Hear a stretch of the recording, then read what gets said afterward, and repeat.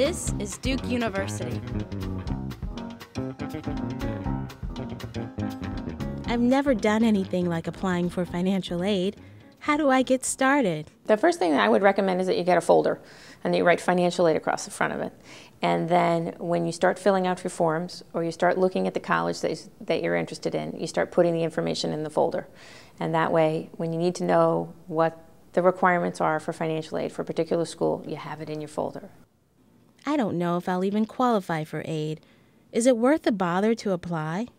I've had a student call me to say, I can't come, and I'm grateful for the offer of admission, but I'm really not going to be able to come to your institution. And when we dug a little bit deeper, we found out that she had never applied for financial aid and just had eliminated herself from consideration because she just really never thought that she would qualify. And once she applied and we walked her through the process, she was able to come, she was able to afford to come, and she's able to graduate and go off and do great things. So I think the important thing is not to eliminate yourself from consideration before you've even given it a shot. How do colleges decide how much my family has to pay? Every school will establish what they call their budget. And that budget is your tuition, your fees, the room, your board, miscellaneous expenses, and your book expenses, what they estimate to be your book expenses. So once that budget is established, then the family contribution that has been calculated is then subtracted from that, and what's left over is what the college sees as your remaining need.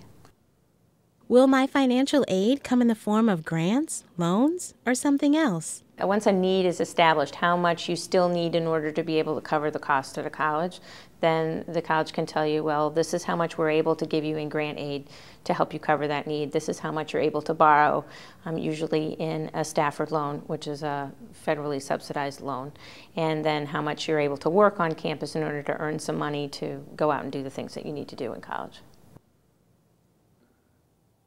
Which kinds of loans are the best for financial aid?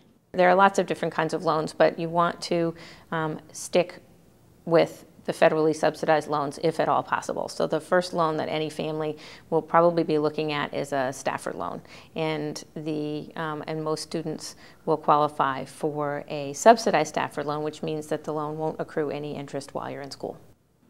How long does it usually take to repay financial aid loans? The standard period for loan repayment is 10 years. So that but if you go to graduate school, oftentimes those loans will defer so that you have time after your entire education is finished to pay those off 10 years after that. What happens if my financial situation changes while I'm in school? Unfortunately, all kinds of things happen while students are enrolled in school, and the financial aid packages are reevaluated every year, so all this documentation has to be handed in every year for a new award letter. And sometimes in mid-year, things happen. People lose jobs. They have a new sibling. I mean, good things happen too, which are expenses. And in those situations, you need to be in touch with the financial aid office to make sure that they know what the circumstances are so that they can take a look at the figures they used and see if they can be reevaluated.